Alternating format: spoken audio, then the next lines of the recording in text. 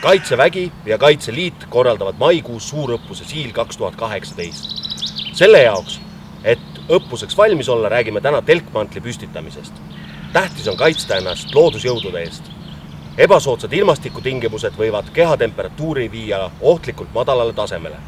Päevasel ajal on lihtne, kui vihma sajab, paned vihmaülikonna selga. Aga öisel ajal puhkeasendis on hea valmistada endal telkmantlist vihmakindel katusalune. Selleks me räägime täna 3 võimalikust variandist, kuidas seda teha. Esimene võimalus, kuidas telkmantlit püstitada, on järgmine. Võtad telkmantli, otsid 2 puud, mis on üksteisest piisava vahemaaga. See vahemaa võiks olla kusagil 2,5–3 meetrit. Seod igasse telkmantli nurka ühe nööri.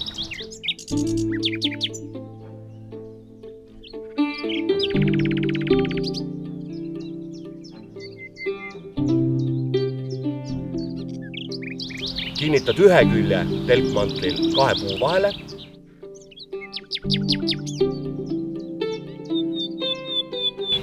Umbes 50 sentimeetri kõrgusele maapinnast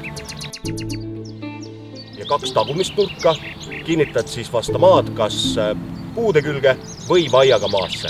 Tulemuseks on katusalune, kus vihm voolab ühte serva maha. Sinna alla saad sa panna oma lebomati, kõik oma varustuse sinna alla võtta ja püsid kuiva. Kui vihma sajab, siis kaeva kindlasti ka vihma jaoks kraab, et vihm ei roniks sulle külje alla.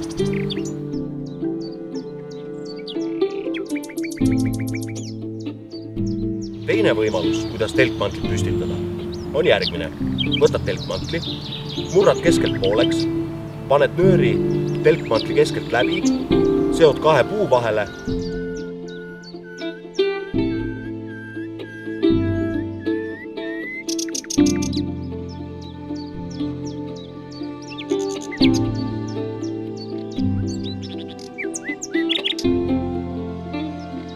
ja kinnitad kõik 4 nurka maapinna vastu, kas siis vaiedega või siis puude külge.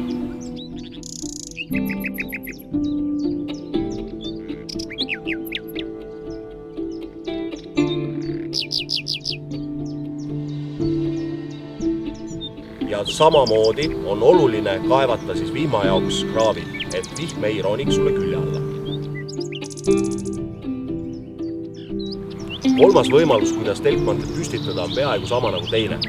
Võtad telkmantli, seod igasse telkmantli nurka ühe nööri ja kinnitad kõik 4 nurka maapinna vastu. Murrad keskelt pooleks, paned nööri telkmantli keskelt läbi. Antud olukorras lihtsalt ei ole meil puid, mille külge telkmantlit kinnitada ja järelikult me peame telkmantli keskosa alla paigutama oksad, et telkmantli keskosa püsiks kõrgemal.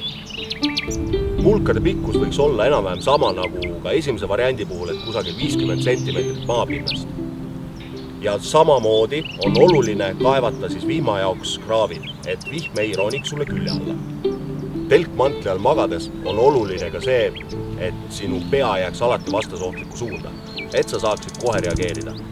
Telkmantli püstitamiseks on väga palju erinevaid võimalusi. Näiteks võid sa lahingpaarilisega koos 2 telkmantlit kinni ühendades teha ühe suure varjualuse.